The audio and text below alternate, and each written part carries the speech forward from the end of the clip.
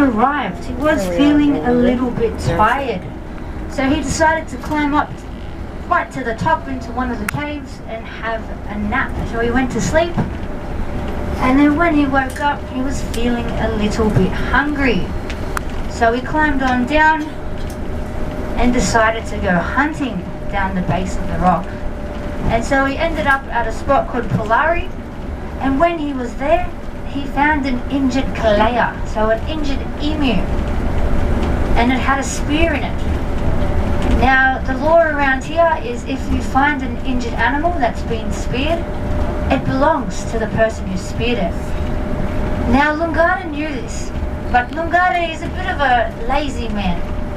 He's a bit fat, he's old, and so he sees this injured emu and he thinks, oh, it's an easy dinner. So he chops it up and cooks it on the fire. In the distance, he could see these two people approaching him. So he quickly gathered up the pieces of the emu and hid them behind his back. And so approached these two men, the Panpan and Palala brothers. And they came up to Lungara and they said, hey Lungara, have you seen our emu? We speared him not too far from here.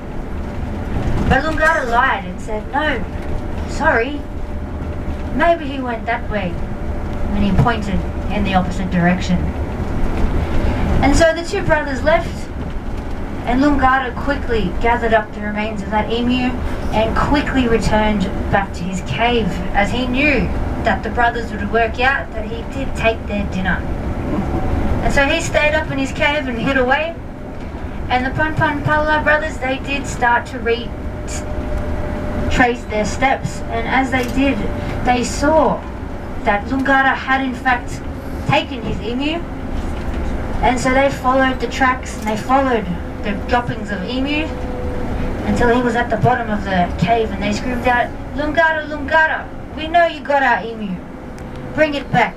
But no, Lungara just stayed in his cave and hid away.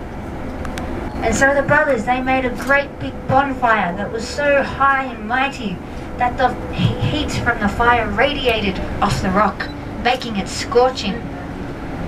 And the smoke was so thick and strong that when it reached his cave, Lungara couldn't breathe. And so he stuck his head out, and as he stuck his head out, he did fall down the rock. And as he did fall down the rock, as it was so hot, his skin came off the rock. And then he ended up at the bottom of Uluru as one of the rocks. Now the green mold that we can see coming up, so that's that chukaricha, so that's the physical evidence. So that's Lungara's skin. And then his cave is up the top. So that's, we're just driving past that.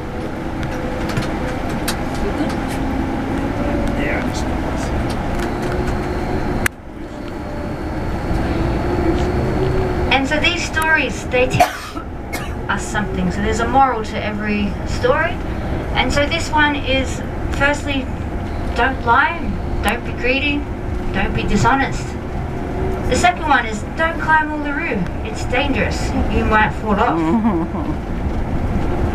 And then another one is a hunting technique, and that's to get lizards. If you would like to get a lizard out of a hole or a cave, you need to smoke it out. Lungara is also responsible for teaching the Anangu the traditional backburning process. Now on the right hand side we do have some holes in the rock, and that is another chukaricha, and that's called warmala. So that's spear marks from the poisonous Liru warriors. So just keep that in your minds for later on, as that will be our last story. Now coming up, we do have that infamous climb point. We now call it the Scar of Uluru.